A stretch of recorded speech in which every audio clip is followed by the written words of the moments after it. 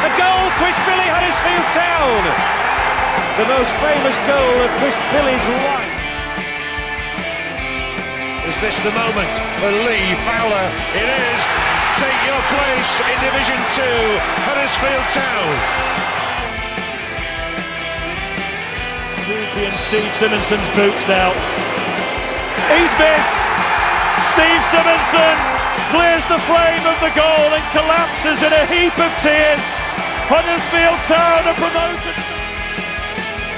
Mustafa Schindler has a chance to write his name in Huddersfield Town legend. And he takes that chance!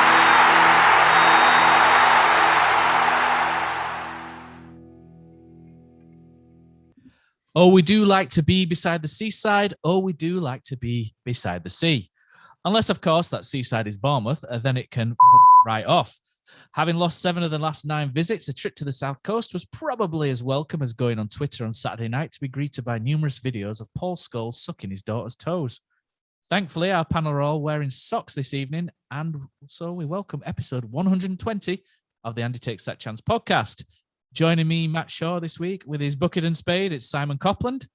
And dipping his toes in the sea of the main review pod once again, it's that time of year where there is frost in the air. So we welcome back Brady. How are we doing, guys? Good, thanks, mate. I wish I had put my head in the sand when I saw that Paul Scholes video come up. Thanks for bringing that back into painful existence for me. It's burnt on my retinas. It's horrible. But anyway, thanks for stepping in. Cozzy obviously wanted to watch it Sunday evening, so Cozzy wanted to watch Spanish football. Pozza is having some sort of party he mentioned in the sauna where they drop the keys in a bowl or something and then walk in. I'm not sure what that's about. And Phil said he'd do this whilst forgetting he was in the lakes this evening, whilst actually been in the lakes when he said he'd do it. So there we go. So welcome, guys. Thanks for stepping in. And as always, we step into the sponsor of the show, and that is Magic Rock Brewing. So thank you again to Magic Rock for sponsoring the episode. And remember, you can get all your ales and goodness online at magicrockbrewing.com. You get a 10% discount if you mention us, AHT. What is it, Brady? AHTTC10. I think that's it. We've mentioned this a couple of times, haven't we? When you write it out. AHTTC10, yeah, for 10% off and free delivery on orders over £40. So thank you to Magic Rock for sponsoring this episode. Right, guys, so Bournemouth and Huddersfield. So I did a bit of a preview show with Johnny on Radio Leeds, and Johnny Buchan was like, "Oh, you must be thinking playoffs," and I was like, "Whoa, Johnny, steady, settle down, mate." And then he was like, "So if you beat Bournemouth, will you revise that?" And maybe thinking, it's like, yeah, okay, we'll talk. If we beat Bournemouth and get something against West Brom, etc., the likes, then we'll talk again. But it doesn't look like we need to talk much in the future. So Bournemouth 3, Huddersfield Town 0. Naby Sarr sort of set the tempo, really, or that set the game up, didn't he, with that early back pass on his right foot, which was very nervy and unsure, which went straight out for a corner.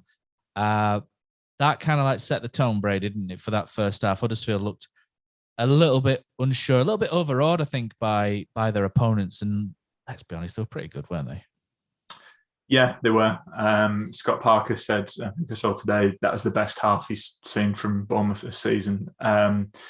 I think we talked about it on the previous show, but last season when we played Bournemouth down there, it was such a pivotal moment in the season, really. Lost 5-0, and that kind of set the tone for Carlos to name the same starting 11. And as a result of that, we got injuries, and that's kind of what happened in the second half of the season. So it was kind of a key game, I think, going into it, not because I expected us to win, but I think it was more how we'd react. And you're right, we didn't start great. I'm sure we'll talk about it, but, the penalty, again, shooting ourselves in the foot. We can analyse how much of a penalty that was, but it wasn't. Yeah, I think. So there you go. It wasn't.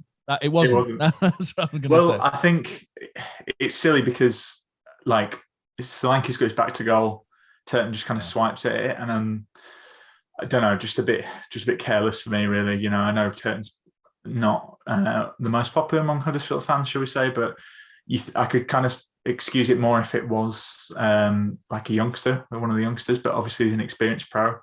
But maybe that's been a bit harsh on him. Bournemouth are a great team. They're unbeaten. Best start to the season since Sheffield United in 2005-06. So I predicted a defeat on the previous show 3-1. I just think sometimes you've got to say there's better teams in this league than us. I don't think we helped ourselves, but Bournemouth are a good side, and I fully expect them to be up there come the end of the season. So let's talk about that penalty. I don't think it's a penalty, but me and you played in goal for years, didn't we? You know, up and down the bottom of the bottom leagues, etc., didn't we? And if you're the bottom, yeah, bottom of the bottom, that's me and thee. So, but it's really frustrating, isn't it, when the striker, like Brady says, the striker's got his back to goal, he's going nowhere, he's looking for something, and you know he's going to look to buy something, and when your defender sort of clumsily dangles a leg out, that puts doubt in the referee's mind, and then gives the referee a decision to make, doesn't it? And really, we can sit here and point fingers all day, and there's no point, we'll say. But Solanke, for me, went down very easily, but he was given the opportunity to do so by some naive defending, really. Naive's the exact word I would use. He's going away from goal, as you said. There's no real danger. But Turton forces the referee to make a decision. And some days you'll get those given, some days you won't. But he doesn't need to make contact there. And I think reflection would be we had Miko Dehaney, a very young right back, last season, and we kind of tried to bring in some experience in Turton for these sorts of scenarios, and it probably hasn't, on that evidence at least, kind of worked in our favour. But really just set the tone for the game. Kind of from then onwards, it was always felt an uphill struggle, and kind of as Brady mentioned, really just the gulf in class between the two sides really shone from that point. I think we were unlucky in some respects, but didn't deserve to come away from the game with anything either. Bournemouth will no doubt be up there at the end of the season, and we'll be very much in the middle of the pack on that evidence. But I think that's better than maybe what we would have thought at the start of the season, so not too bad in that context. No, mate, I'm the same, Brady. I'm the same, because I'm sat here and I'm going to say that wasn't a penalty on Solanke. I don't think it was a penalty. I know Turton's dangled his leg out. Danny Ward got flagged offside second half. We can see from the replay he wasn't offside. He was level. Even though, and they say events change games, don't they, really? Sort of key moments change games. But I think had that not been a penalty and Danny Ward's goal counted, I still think we'd have lost that game quite convincingly, just because they pretty much pasted us for 60 minutes or so, didn't they, before we came back into it. And I think you're right, guys. I think this is one where you just have to take your medicine, isn't it? You've been beaten by a better side. There's nothing really much to say, is there? In all honesty, it's quite a comprehensive 3-0. It wasn't 5 like last season. Did we show improvements from last season in this game? I'm not overly convinced. But we'll move it on slightly. So really, I just say, Matt, so I think kind of for me, what's important now is how we respond. So Brady alluded to it earlier. It was kind of the catalyst for the big run kind of back-to-back defeats, wasn't it, last year, and all that negativity. And we now look ahead and kind of, we want a response from the team ultimately. And there's some good players in there and some players who've shown lots of form. And it's important they probably don't dwell on this result too much. Said Bournemouth will be up there, thereabouts, but there'll be much more even games this season that we need to come out on the right side of the result. So hopefully we don't dwell on too much. No, I'm going to start wrapping the game up now, because it's just one of those. I think it's just one of those days, isn't it, where you get beat by a better side and you just have to move on. But I think the interesting. Matt, just before you do, just one final thing. Billing, I thought, played great against us. He does every time now, but that knockdown for the second, I was just like, Turton looked like he was about to. He was like lining up a step like a ladder, didn't he, when Billing was there? And he just, so demanding, so commanding, wasn't he? But, yeah, he's like 100%. I always feel like Billing's going to be involved whenever he plays us. Like he's going to score, he's going to set up, and yeah, I don't know. I wish Hoggy was maybe a bit harder on him at times. That would have been nice. Maybe kick him out of the game. Anyway, carry on. Yeah. Hoggy do that? Never. No. But how? I think the question is, how do we feel about this? I'm really strange on this, because I do and I don't feel downhearted. Well, let's be honest, we're useless away at Bournemouth all the time anyway. So 8 defeats out of 10 now. We've not won there since 2007. It's just not a good place for us to go. And they are the best team in the league. So at the moment anyway. So I feel like we've got no right to be disappointed with the result, really. And it's just one of those where you just go, all right, never mind, move on. But I think I wanted to just see a little bit more against one of the top 3 sides from us. We got pasted, didn't we, against Fulham? That was very early on in the season. But I think I just wanted to see a little bit more, just to feel like when I talked to Johnny on Radio Leeds before, it was mostly he was pointing towards the top six. How close are Huddersfield Town to the top six? And I think really I looked at this game and I thought, do you know what, this is actually quite a good barometer to sort of measure how good we are, and how close to the top six and the top end we are. And I think we're a fair way off on that showing. I know it's only one game, and you probably take the Fulham game into account, but I think I'm kind of just like, all right, never mind, let's move on to the next group of games. But I think there's just a slight disappointment that we didn't really lay a glove on them as well, and look a bit closer to a top six side than maybe we are. But I think I'll get over that very quickly, to be honest. It's interesting you talk about the top six, Matt, because I think what's quite clear so far this season is that the top three are kind of far superior to everyone else in the league, and I'm sure we'll come on to discuss it, but kind of the league table at the moment kind of position 5th to 11th, just separated by goal difference. You could throw a blanket over all those teams of very much a muchness. I think on that evidence, you probably can't say we're any closer or any further away from the top six, because Bournemouth are so far heads and shoulders above everyone else. Do I think we're going to finish in the playoffs? No, probably not. I think kind of over the course of the season, probably will be better teams than us, but I'm not sure it's a great barometer for the top six either. No, I agree. Like you hit the nail on the head for me, Si, earlier. It's how we respond to this. Millwall on Saturday next week, they're on the same points as us, 21, and they had a good win against Stoke, who beat us earlier in the season. And I think this is the thing about Carlos, and I don't want to be too negative on this, because I agree. Like, I think Bournemouth are a good team. We kind of need to look at this in isolation, unless we kind of go on a bad run, because, not to put the negativity in everyone's head, but we're I think, given how bad the second half of last season was, if we start going on a losing run, Carlos hasn't got that kind of faith in the bank, even though we have had a good start to the season. So it's a good test, and I think the team is a lot better this season. I think we can all agree, and I'll be really intrigued to see the Millwall game. I know we'll probably come on to it, but I think we're a bit unlucky against Birmingham. Birmingham, I bet they couldn't believe they got a point. I was at that game. So as I've said this season, every game I've gone to this season has been dreadful, or we're not going to win. So sorry for that. Jonah first. Yeah. So it's really important. I think I agree with you. I can't really read too much into this, to be honest, because I think lots of teams will lose to Bournemouth, when they go and play them away. So, yeah, interesting kind of run of games coming up. And, I fancy it. Tom Lees has been good. I don't think he had the worst game yesterday. I think it'll be really interesting to see how this team gets on. Let's hope it's not at the start of a bad run. Let me just quantify that a bit more as well. The top six comment was more of a top six side with a shot at going up, rather than just qualifying and not having a fair chance, if you like, at sixth place. But there is that, and I think really what I wanted to see was us maybe trade a bit with Bournemouth. I don't mind losing that game, but I would have liked to have been a bit closer to them, if you like, rather than just being completely swept aside, which we were really in the first hour. But like I say, you can point to this being a one-off. Really, we don't do well at Bournemouth. It's you can set it down by itself in isolation. But I think you're right. The next cluster of games will be really interesting. But instead of us, I think the only other thing as well, which I thought was maybe we needed to be a little bit more street smart as well at the start of the game. Which goes with the challenge for the penalty, and I think sometimes we just need to. If we're up against it, we just need to shithouse a bit better.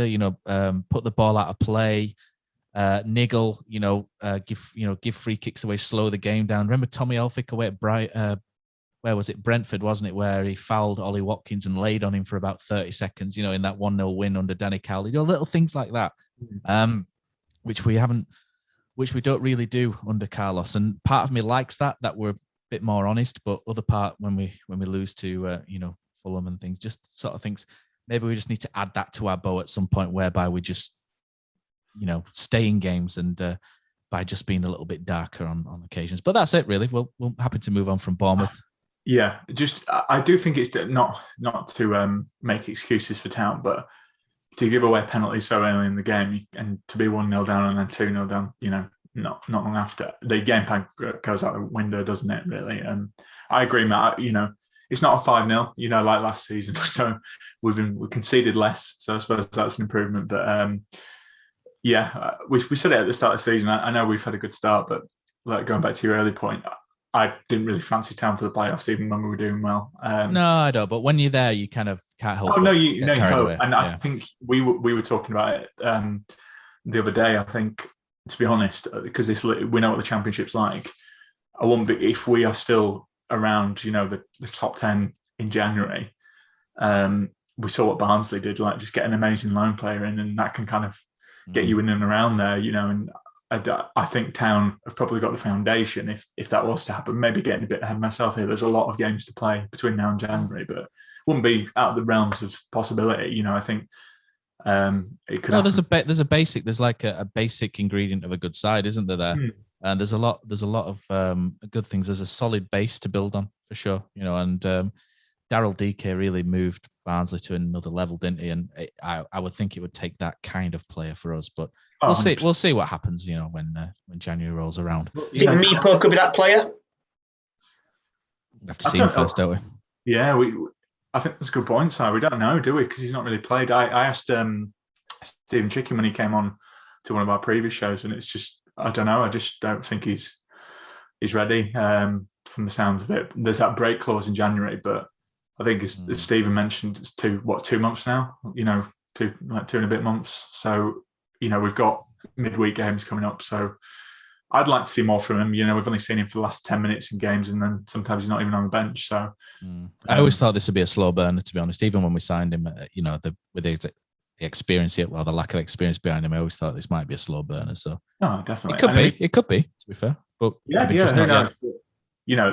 tricky with loans, isn't it? Because for every Levi Colwell, who comes in and does well, or Emil Smith-Rowe is, a player I love talking about. Loans, I don't need to tell you guys, but a lot of loans are just about them getting experience, so they don't always work out. Even if he's just kind of been playing around the side, that's probably better experience for him for West Ham. He's not necessarily going to hit the ground running, but we need to see him, don't we? I think Ward's blown a bit hot and cold. Campbell's not scored yet. Very unlucky against Birmingham, I thought, and thought he deserved to start in this game. But I don't know. We'll see. Long way to go.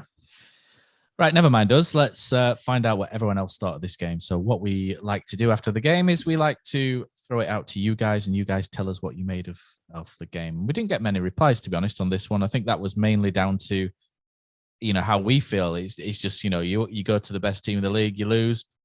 It happens, you move on very quickly, don't you? So I think a lot of people were feeling that way. So the response we got, Neil Berry says a poor performance, but it's fine. I can't get a mid-table finish if we keep winning, which is true. Turton is struggling at this level. Sarr was just being Sarr.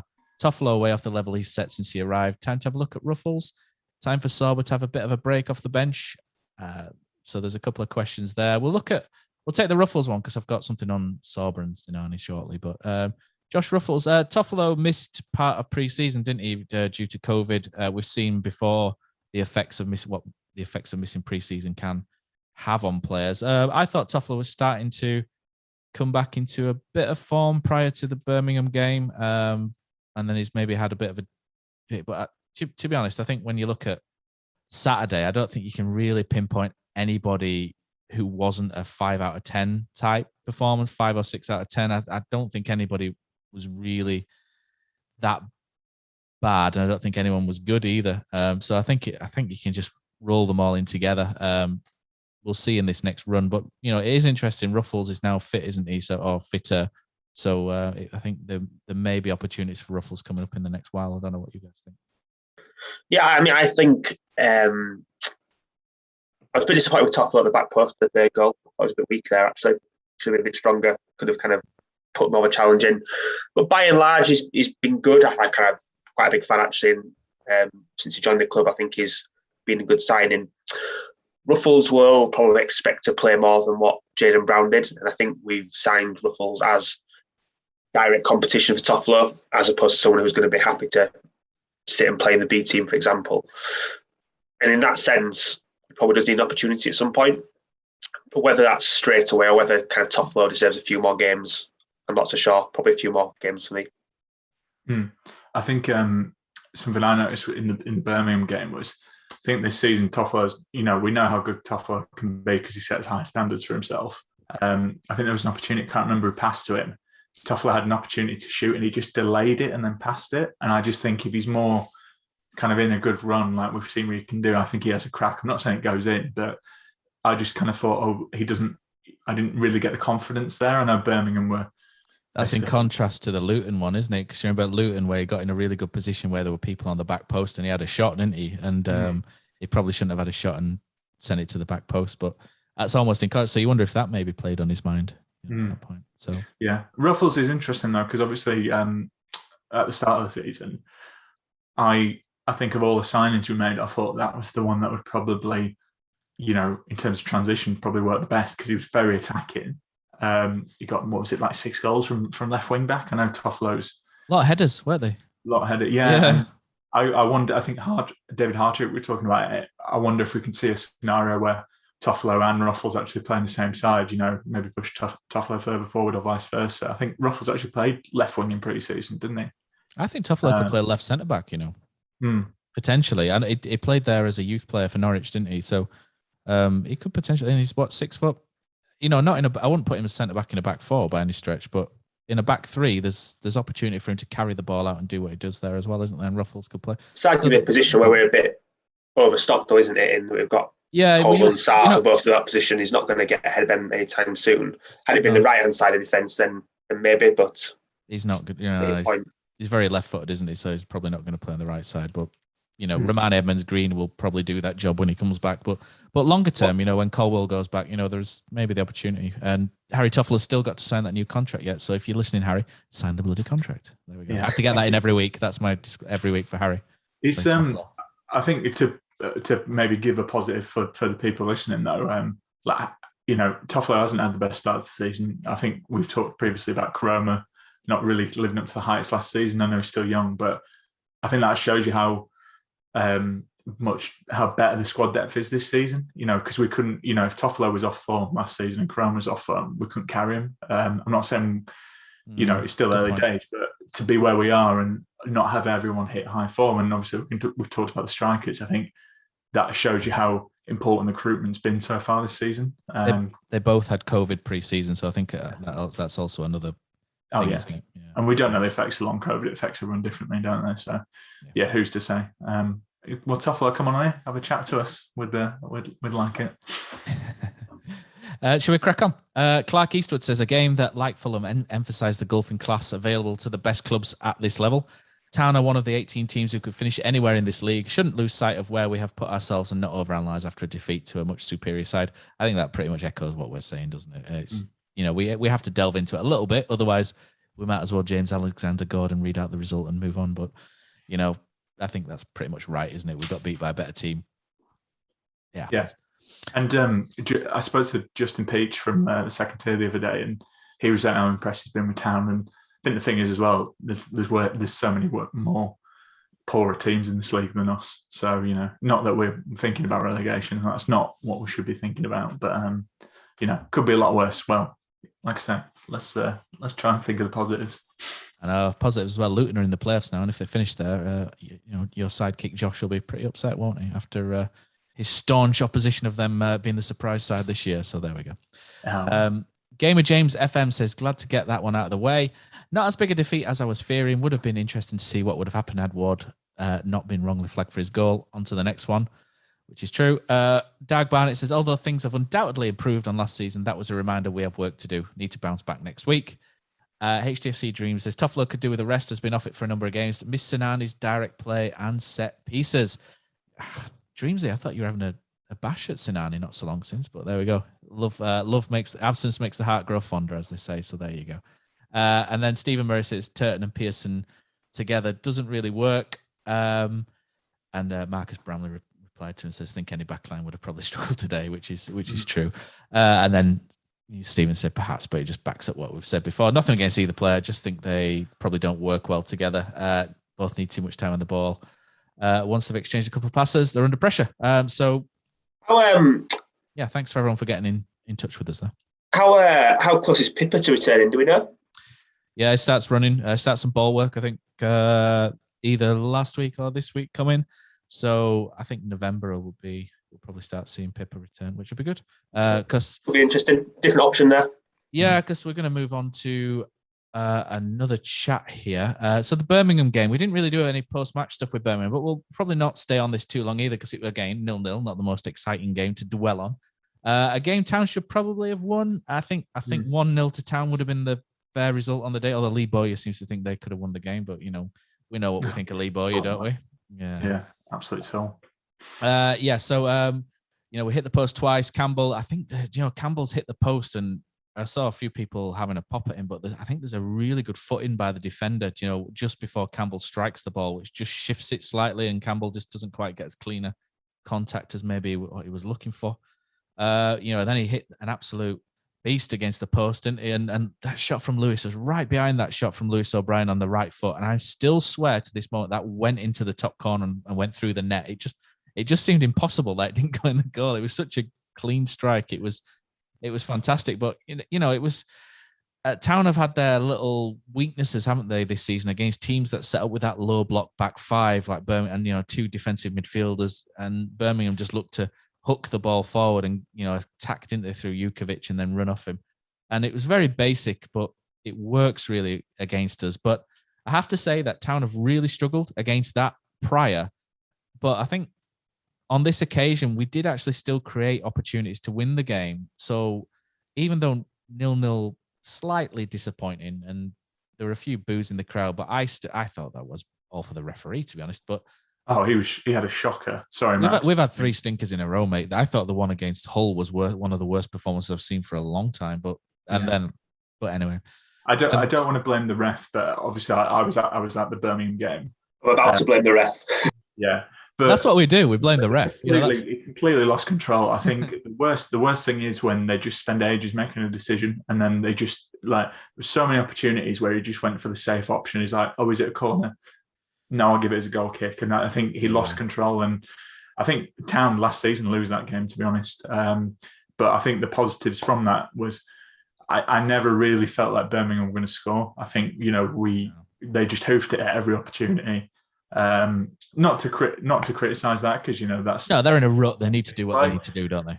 Yeah, and they have better strikers than us on paper. Troy Deeney, Jukovic, Scott Hogan. But yeah, I just didn't really feel like they were ever going to score. I think if people were criticising Campbell, I think that was unfair, because he came on and I think he made a difference. A real effort. He battled. I think it was because it was right in the corner where I sit. George Friend hassled him and harried him and won that free kick right in the corner. And on another day, I think one of those goals goes in and we win that game 1-0. And I think people would be like, "That's a good performance." I do think it's just one of them. Obviously, now that we've lost to Bournemouth, you're kind of like, oh. But I think we were unlucky not to win it, really. But the ref played his part in that, because he just lost control, and I think it's always difficult in that. I think he should have had a few more yellow cards. I think that was what annoyed me, was he booked Colwell for something, and then they did the exact same thing in the second half, and he didn't book them, and then that same player then nobbled Lewis O'Brien and didn't get booked again, and I think that was the annoying thing, the inconsistency. But hopefully we won't see him again for a while. I think if you get enchanted, you don't know what you're doing like 2 or 3 times on separate occasions during the game. I think the refs had a bit of a shocker, not just for Town, for both sides. I think Birmingham, it was just shocker. But anyway, I can't blame. I think it's interesting you say, Brady, that last year we would have lost that game, because I think for me, under David Wagner in that promotion season, we'd have found a way to win that game. And I think, to come back to the conversation we had at the top around how close are Huddersfield Town to promotion contenders, to top 6 contenders, it's those sorts of games that I think, again, when we got promoted, that we would have found a way to win, and we didn't. And I think we'll see where we finish come the end of the season, but that might be something that we reflect back on and think we could have eked out an extra couple of points there. Yeah, I think so. That's a good point. So there's just one thing that I wanted to discuss, really, and it's more of just a general thing that I've noticed. It's slightly negative, but we can spin it any way which way we want. It's what we do. So I've noticed that we've only scored in 2 of our last 7 games. And just really, if we've got any concerns, really, we've failed to create. So I had a look on a couple of stats websites, and they usually quantify or qualify certain chances as big chances, don't they? I think that you call that clear cut. I think other ones call it clear cut chances, and some call it big chances. I think there's a slight difference between the two.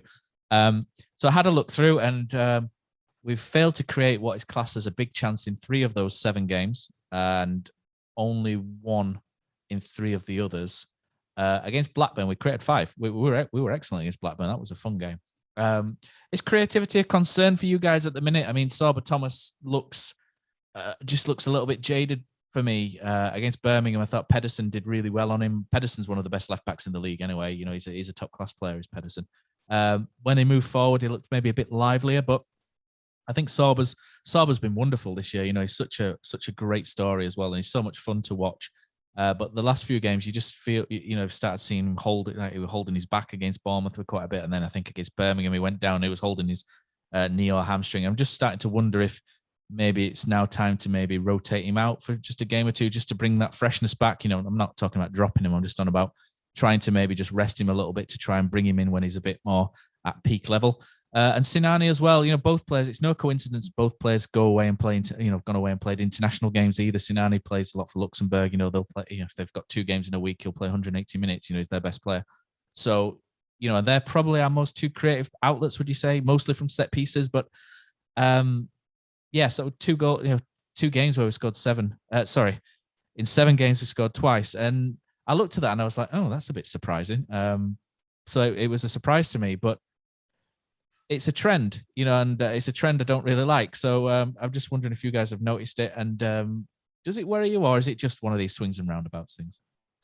I think from my point of view, is it a concern?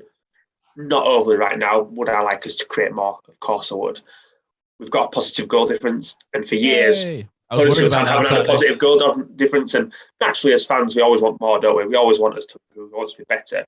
But relative to where we have been, I can notice that improvement. You do feel as though the creativity pins on or rests on 2 or 3 players' shoulders, the people who you mentioned there, and probably added Koroma to that as well.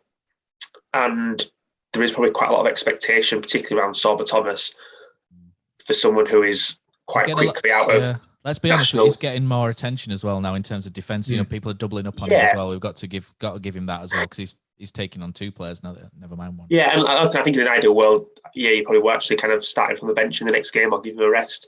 He's played a lot of football in quite short succession. At the same time, who do you bring in? It's quite difficult, isn't it? If he plays in that right wing, if he plays in that right wing back space, Pippa, then maybe you do. But realistically, until that happens, I think we're probably going to see quite a lot of him, to be honest.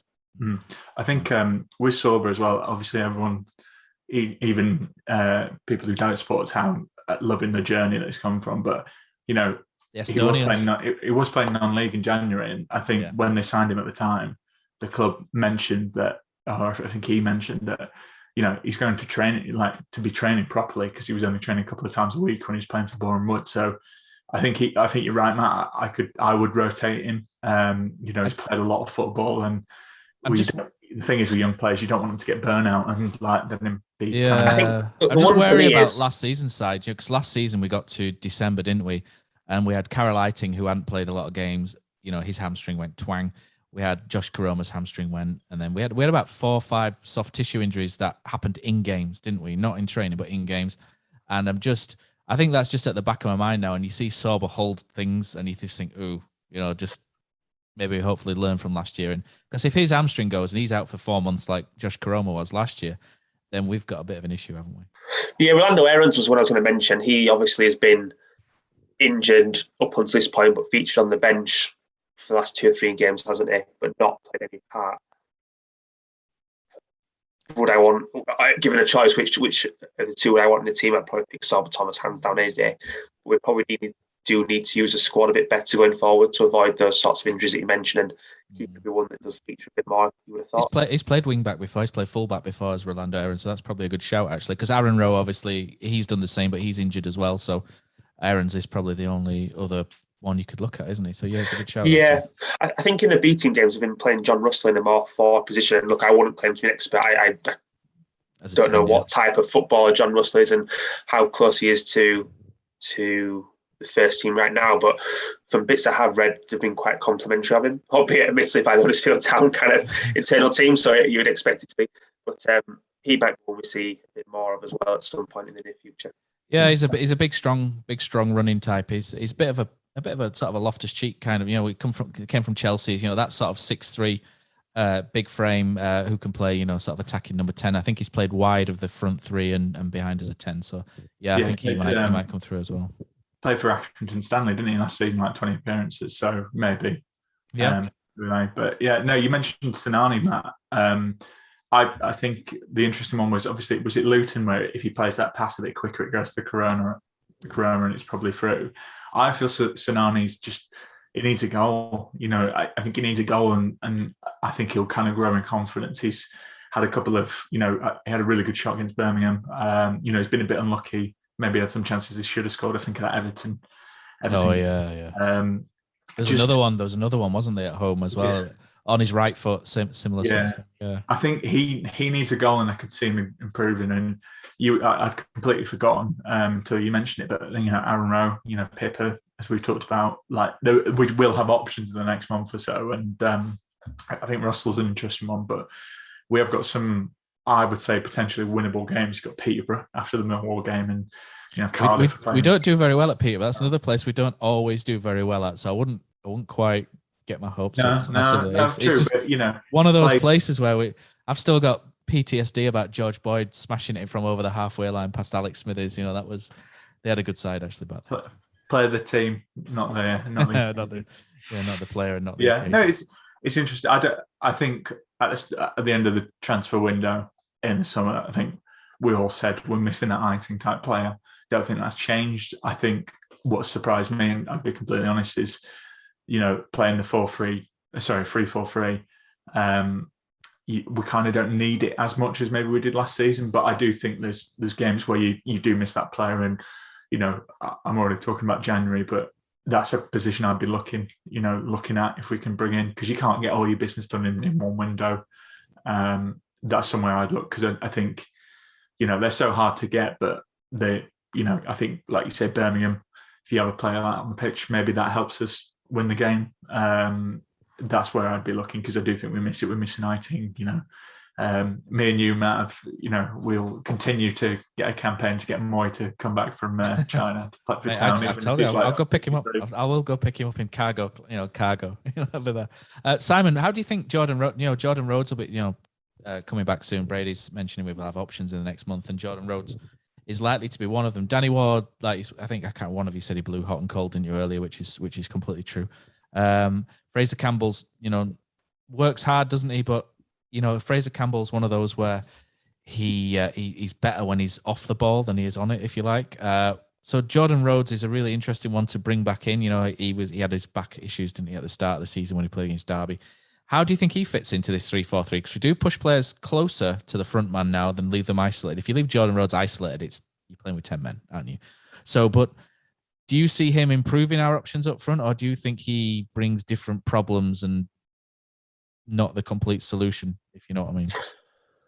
I think in terms of type of profile of football, he's probably more of a natural finisher than what Danny Ward and Fraser Campbell are, but he's not overly dissimilar in his type of play. He's not really going to run beyond defences or anything like that. So, look, it's always great to have another option, but I don't see it fundamentally changing the way we approach games or potentially the results of games either, in truth.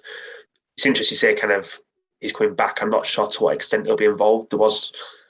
He was around for the start of the season, but was on the bench, if I remember correctly. Now, he may have been partially injured at the time, and that would be why, but he wasn't the first name on the team sheet kind of back in August, from what I remember. I think the other one you throw into the mix is obviously Mipo, as well, as I mentioned previously. Someone who's not yet been involved, but arrived at the club with lots of fanfare, and certainly in the time that I've watched him come off the bench, hasn't really made an impact. And I think it's where Brady's quite interesting, talks about kind of almost strengthening that number 10 position, or that kind of creative midfield position in January. Assuming everyone stays fit and Jordan Rhodes comes back, we're going to be heavily overloaded almost in those kind of striker positions. We've got the four that we've mentioned, plus Karoga can play that position. I'm not sure we'll necessarily need Mipo going forward if he's not going to be able to make the starting squad, and potentially he returns and we look to kind of use that money and strengthening the midfield area instead.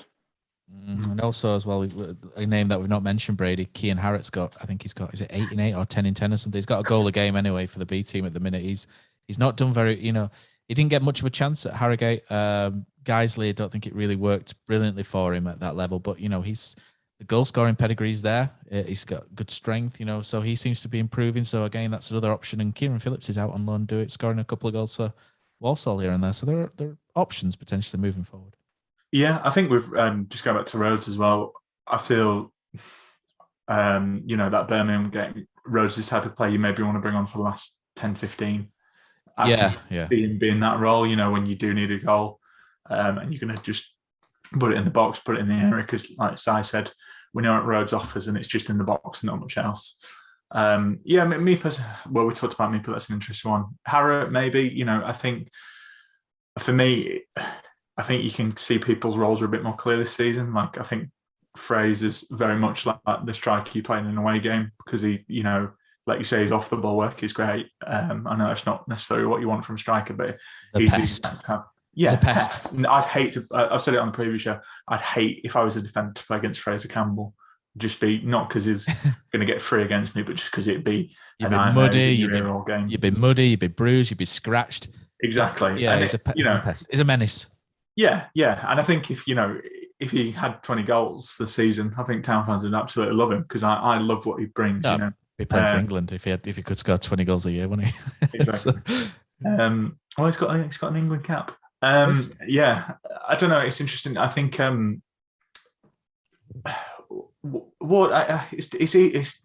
it's hard with Danny Ward, because like if that goal counted, because I actually thought that was a good finish, because Corona reacted well. Reacted well. So I don't know.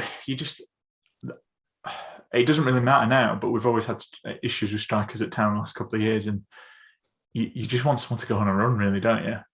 Even I just don't really see it happening. Even Naki, 16-17, only got, was it 10? I think 10 or 11, didn't he? Yeah. But his role was more as a false 9, wasn't it? Dropping deep and linking rather than, which he was. Yeah, wasn't Kachunga top scorer for us that season? Yeah, Kachunga was top scorer. And Naki might have even only got 9 league goals that year. I'm going to look that up while you two talk. But, I think what is interesting as well, we talk about, strikers, but I think I saw a stat the other day where Huddersfield Town are the team in all 4 leagues that've got the most, the highest number of different goal scorers. So, maybe 12. Is it 12? 12, yeah. So, this system, maybe you don't need a 20 goal a season striker. But I think, it's tricky. Obviously we've just lost at Bournemouth, and you don't want to be too negative, but that's why I think this run coming up is quite important. Like I say, Millwall are a good team. They'll be a bit like Birmingham, I imagine, when they play us, because we're at home. And then obviously you've got Peterborough, and then you've got Cardiff. Mick McCarthy might not be in the job by then. He's been sacked, mate. He's gone. Oh, has he gone? Gone. Oh, right, okay. Well, there you go. Always happens when they come up to play us, isn't it? And then there's a... Oh, brilliant. Yeah, it's like... the rebound, but he's gone. Yeah, he went after the game. They binned him. Oh, did he? Okay, well, that's what I missed. Thanks for that. If anyone else didn't know, Big Mick's gone. I don't know. We'll see. Well, let's move on, because clearly I'm not up to date. 10 goals Naki Wells got in that season. He got 10 league goals that year, which again, that's quite low for Naki. But Naki at that point would have been a 20-goal striker if you'd have played him as that frontline striker. But we didn't. He was my return to the Mac pick this week. I'd love him back, to be fair. Naki, only on loan for me. With his age and what have you. But but anyway, I think that's all I've really got to talk about in terms of football, unless you guys want to bring anything to the table.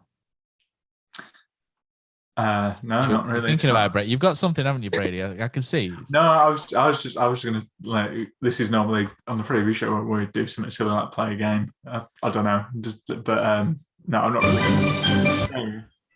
Is that? I realise that's the Channel 4 news, but it's the only thing I've got. Right, okay, so I have decided I'm going to copy the Second Tier podcast. If you don't listen to the Second Tier podcast, you should do. It's pretty good. So what they have on there is they have a quiz game called Simon Grayson's Hateful Eight. And I'm even going to call it Simon Grayson's Hateful Eight because I'm blatantly stealing it. So I was mortified when our very own Richard Kosmala didn't know who George Brown was. George Brown, the all-time top goal scorer of Huddersfield Town Football Club. Okay, it's 100 years ago. But so I thought, do you know what? I'm going to have to do more quizzes on the podcast. And Cozzy must have got wind of that somehow because he's not doing this one. So I'm sorry, but you two are going to be collateral damage to my quiz game. So You could be on your own next week then, Matt, quite quickly. I know, just be me reading the scores out. Right. So what I've decided. So Simon Grayson's Hateful Eight. How this works is you two work together on this one. So you take it in turns to I bring you a topic. So if I said to Brady, let me make something up off the top of my head, like Ryan does. So if I said, can you name 4 players that were signed for over £1 million by Huddersfield Town, Brady would say Christopher Schindler. And Simon would say Aaron Moy. Yeah, there you go. So that's how it works. And then, so you try and get up to the 8, so, right. So we've got 8 answers here. And my question this week is, can you name Huddersfield Town's penalty scorers in the playoff win over Sheffield United in 2012? I didn't go too harsh this time. So Town won 8-7. There were 8 scorers. Who wants to go first? Brady? No, because I did this really confidently on the previous show. I got this wrong. Smithies. Alex Smithies is 1. Yeah. Si? I was going. Right. 7 left. Simon Coppell. It's because the first 3 missed, isn't it? That's what always gets me. So you're like, trying to remember now. LTA. Right, nope. Simon. Oh God. He didn't even play for us that day, man. Oh, You know what? I'm going to ignore that you said that, Simon. I'm going to let you continue. no. Pass to Brady. Hang on. I need to think. Let's get my head together. No Googling. Right, 2012. Peltier gone by then. So, 2012. One player still plays Since for us, Simon. then, Matt. Yeah, One player still plays for us. player still plays for us. So, there you go. Who scored a penalty in 2012? Is it me now? Is it Simon? Yeah, it's you. It's definitely you, Brady. Look, Sean Morrison? Did he score? Sean Morrison did score. Simon, stop looking on your phone. Who are you going for? Oh, I can't. Fucking hell. Who still plays for us from 2012? And we've talked about him about 5 minutes ago. Pilkington. For God's sake. He didn't play for us either. Simon, you're out. You're out. I'm not giving you any more chances. Jordan Good. Brady, it's you. Rhodes. Jordan Rhodes was the one I was trying to tell you about, Simon. Right. Right, who else? Brady? Simon's out now, so you got to keep going. Yeah, you keep going, Brady. Good lad. Rhodes, Morrison, and Smithies. There's a really iconic goal as well. The first one to score was quite iconic with him screaming at the Huddersfield Town crowd. Pete Clark. Peter Clark. You've got 4 left. Jack Hunt. Careful how you say that, but yes, he was. 3 remaining. 3 remaining. One of them was one of my favourite players at the time. Really good winger. Gary Roberts. Gary Roberts smashed it down the middle. He was 1. So you've got 2 left. One of them, his career went so badly wrong that he ended up at Bradford City for a little while. And the other ones ended up at Rangers. If he's still there. Oh, Scott Arfield. Scott Arfield leaves you 1.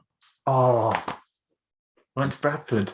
He actually appeared on Town's show last season, review show, like they do the post-match and pre-match, post-match, and he ended up on one of those shows that on the Huddersfield Town YouTube channel. This year, I can't remember if it's this season, but it's definitely this calendar year. Si, do you know what it is? I do now because I'd look at my phone. Yeah. I didn't before. You'll never get this. He's one of those players that played fullback, and you could never tell if he was right or left-footed because they were like equally as. Is he the Scottish one? He's not. No. Oh, he's a Scouser. You're thinking Dixon. No, he's not. It's because he came from Scotland, so Brady's thinking he's Scottish, but he's actually a Scouser who did come from Scotland, from Dunfermline. I'm gonna have to give you 10 seconds. 10. Oh, I don't know. I really don't know. What played left back for us? Yep. 5, 4. Oh, 3. No, I don't know. 2. I don't know. Clogger, as people used to call him. No. 1. No, 0. Callum Woods. no, I wouldn't have got that. Do you know what? People couldn't tell whether he was right or left footed, and then he stepped up for that penalty and took it right footed. So it's safe to assume that Callum Woods was right footed. But Huddersfield Town legend for the part he played there. So there we go. That's Simon Grayson's Hateful Eight, and I will be bringing more history to this podcast until you get them right. I mean, I'm not sure you'll invite me back after that performance. Fair enough, but if you do invite me back, it's part of the course. Might quiz. I think me and Brady might quiz you next time rather than putting us on the spot. Yeah. So let's get you in. Actually, Matt's quite good at this stuff. Well, we'll catch him out, Brady. I think we'll get our words. Remind me who missed for. Sorry, if we're talking about this, who were the first three that missed? First three would have been Alan Lee, Damien Johnson, and Tommy Miller. Tommy Miller. Is that right? Tommy Miller went first, Johnson second, Alan Lee third. Is that right, Si, based on what you've got on your phone? Yeah, that's what Wikipedia says, yeah. Yeah, see, I told you Matt's good at this stuff, so we'll have to, we'll come up with something. Next time West Three are on, we'll do a quiz, a revenge quiz. He's got it on his screen there, Brady. Don't kind of... He's double screens, to be fair, yeah. I've got three. I've got you guys here. I've got two monitors. On this one, there's the episode 120 notes, and on that one is currently Naki Wells transfer magnet. So there you go. But there we go. So that's it really for this week. Thanks, guys, for stepping into the breach. Thank you, Brady, and I'm sure you'll be back, won't you, next week with a preview for Millwall? We will, yeah. So stay tuned for that. I'm sure we'll be a bit more positive. What? Sorry? Any special guests lined up? No, I need to sort that. So. Either you want to be on it? Let's do it live on the pod. No, we'll sort it out. I'll try and get someone interesting. And Simon, again, thanks for popping it, and congratulations. So people don't know, but you're expecting your first child soon, and so I think what we'll do is we'll gauge opinion on the football forum as to what name we should. Baby Sorba. Yeah, Sorba Copland's got a great name to it, hasn't it? It sounds like a Marvel sort of superhero, isn't it? Sorba Copland. I mean, I think it sounds great, but my partner probably won't agree. So, if you have to pick right now to name it after one of the town players this season, who are you going for? Putting you on the spot. Oh, boo. No, it's got to be from this team. Pass. Don't want to give any secrets away, Brady. Little baby Pearson. To be faking of Pearson.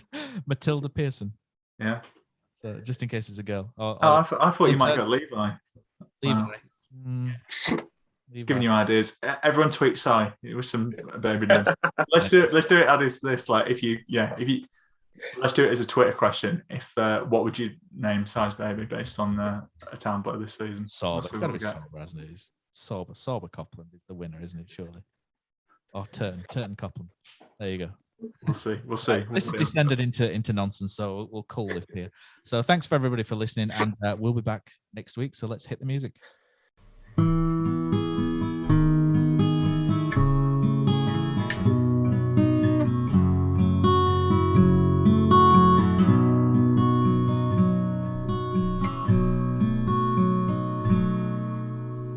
There's a team that is dear to its followers. Colours are bright blue and white. They're a team of renown, and they're the pride of the town, and the game of football is their delight. And all the while upon the field of play, thousands loudly cheer them on the way. Often you can hear them say, who can beat the town today? And then the bells will ring so merrily, and every goal shall be a memory. So town, play up and bring that cup back to Huddersfield. So town, play up and bring the cup back to Huddersfield.